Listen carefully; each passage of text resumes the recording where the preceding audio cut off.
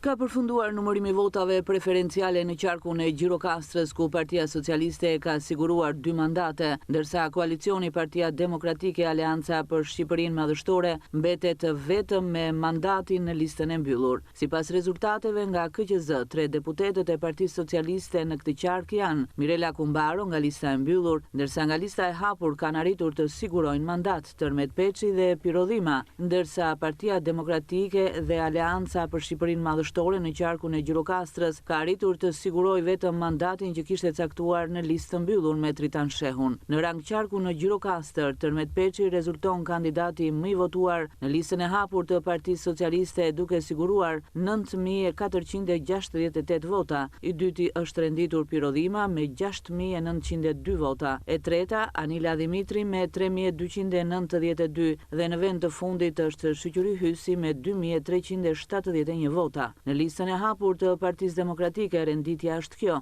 Alma Kore 3.569, Arben Ristani 2.881, Mariklen Dervishi 2.001 dhe Bajram Hysa 1.499. Në bashkinë Gjirokastër, e cila e mbylli e fundit procesin e votave preferenciale, kandidati më i votuar rezultoi Pirodhima nga Partia Socialiste me 4.320 vota, i ndjekur nga Tërmet Peçi me 3.501, i treti Shoqëri Hysi me 805 dhe katërta Anila Dimitri me 164 vota. Ndërkohë, nga lista e hapur e Partisë Demokratike, renditja është kjo: Alma Kore me 2.637 vota, Arben Ristani me 1.541, Mariklen Dervishi 201 vota dhe Bajram Hysa me 186 të tilla.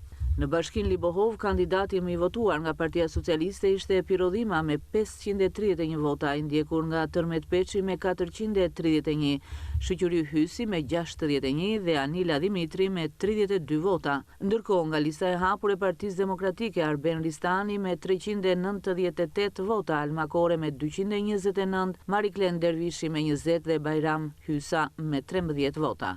Në bashkinë Dropull, kandidati më i votuar nga Partia Socialiste ishte Pirodhima me 1.473 vota, i ndjekur nga Tërmet Peçi me 276 vota, Shoqëri Hysi me 20 dhe Anila Dimitri me 18 vota. Ndërkohë, nga lista e hapur e Partisë Demokratike, më e votuar ishte Alma Kore me 283, Arben Ristani me 271, Mariklen Dervishi me 68 dhe Bajram Hysa me 15 vota. Në bashkinë Përmet, kandidati më i votuar nga Partia Socialiste ishte Anila Dimitri me 2.173 vota, i dyti u rendit Tërmet Peçi me 850, Pirodhima me 178 vota, Shoqëri Hysi me 54 të tilla. Ndërkohë, nga lista e hapur e Partisë Demokratike, më i votuar ishte Bajram Hysa me 582 vota, Arben Ristani me 355, Alma Kore me 130 dhe Mariklen Dervishi me 77 vota. Në bashkinë Këlqyr, kandidati më i votuar nga Partia Socialiste ishte Anila Dimitri me 839 vota, Tërmet Peçi 490, Pirodhima 200 vota, Shoqëri Hysi